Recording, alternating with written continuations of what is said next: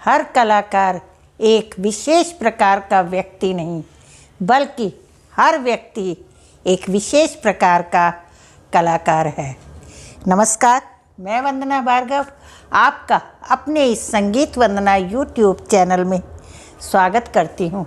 दोस्तों, मुझे खुशी है कि आप मेरा चैनल देख रहे हैं, क्योंकि मुझे कमेंट मिलते रहते हैं। कुछ प्रश्नों का तो मैं समय समय पर समाधान करती आई हूँ। पिछले वीडियो में मैंने आपको बताया था कि मैंने अपनी पुस्तक 3 भागों में विभाजित की है। इस वीडियो में मैं आपको कथक नृत्य वंदन भाग 3 के बारे में बताने जा रही हूँ।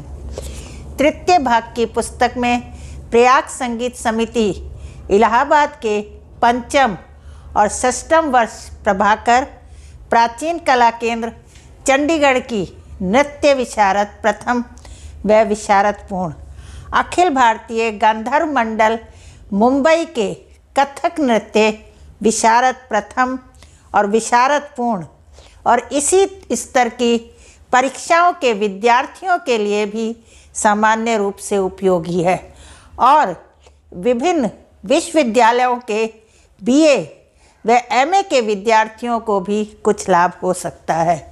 अमेजन और फ्लिपकार्ट पर भी मेरी पुस्तकें उपलब्ध हैं। आप किताब के नाम से या मेरे नाम से भी सर्च कर सकते हैं। इस पुस्तक में मैंने भारतीय नृत्य कला के इतिहास का संक्षिप्त वर्णन किया है। कथक नृत्य के अतिरिक्त अन्य भारतीय शास्त्रीय नृत्यों के विषय में भी बताया है तथा उनका तुलनात्मक विवेचन भी किया है। विश्वविद्यालयी पाठ्यक्रम का पूरा ध्यान रखा है। शास्त्रीय नृत्य का विस्तार से वर्णन किया है और उनका तुलनात्मक अध्ययन भी बताया है। आधुनिक नृत्य और लोक नृत्य के साथ पाश्चात्य नृत्य के बारे में भी लिखा है। पारिभाषिक शब्द और कुछ पारिभाषिक शब्दों में अंतर भी लिखा है। अंग संचालन जैसे दृष्टि भेद, भ्रुकुटी भेद, हस्त मुद्रा, पाद संचालन के आदि के बारे में भी बताया है। नृत्य के उपकरण के बारे में भी बताया है। नायिका भेद और सिलेबस के हिसाब से कुछ निबंध भी लिखे हैं। ध्रुपद, धमार, ठुमरी आदि गायन शैली और गायन शैलियों में तुलनात्मक अध्ययन भी बताया है। सिलेबस के हिसाब से तालें भी लिखी हैं और भी बहुत कुछ इस पुस्तक में आपको मिल सकता है।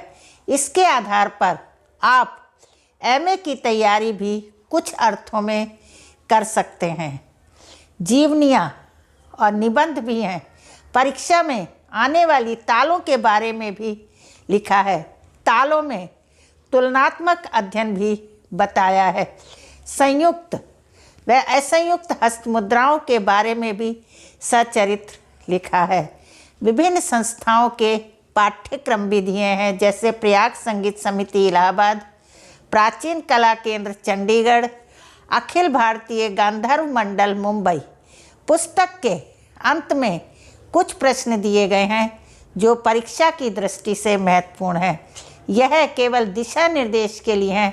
इसके आधार पर आप अन्य प्रश्न भी तैयार कर सकते हैं। ऐसे व्यक्तियों के लिए भी यह पुस्तक उपयोगी है जो नृत्य तथा उसकी विधाओं में रुचि रखते हैं और नृत्य के क्षेत्र में अपने ज्ञान को बढ़ाना चाहते हैं। अब मैं कथक नृत्य वंदन भाग 4 भी लिख रही हूँ, जिसमें प्रयाग संगीत समिति इलाहाबाद के 7म व 8म वर्ष प्रवीण प्राचीन कला केंद्र चंडीगढ़ की नृत्य भास्कर प्रथम व पूर्ण, गांधर्व मंडल मुंबई के अलंकार प्रथम और पूर्ण और इसी स्तर की अन्य परीक्षाओं के विद्यार्थियों के लिए भी सामान्य रूप से उपयोगी होगी और विभिन्न विश्वविद्यालयों के बीए व एमए के विद्यार्थियों के लिए भी लाभकारी होगी, ऐसा मेरा मानना है। यह पुस्तक भी शीघ्र आपके लिए उपलब्ध होगी।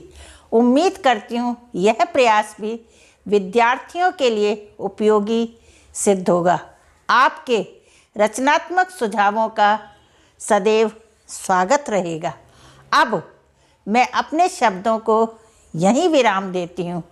दोस्तों, यदि आपको नृत्य के बारे में जानकारी चाहिए तो मैंने अपनी पुस्तकों का लिंक डिस्क्रिप्शन में दिया हुआ है। आपको पुस्तक लेनी हो तो दिए गए नंबर पर मुझसे संपर्क कर सकते हैं। आपके कमेंट का मुझे इंतज़ार रहेगा। अंत में, यदि आपको मेरा ये वीडियो पसंद आया हो तो लाइक और शेयर ज़रूर करें, और आपने मेरे चैनल को अभी तक सब्सक्राइब नहीं किया है तो सब्सक्राइब अवश्य करना ना भूलें और बेल आइकन को प्रेस करें। धन्यवाद।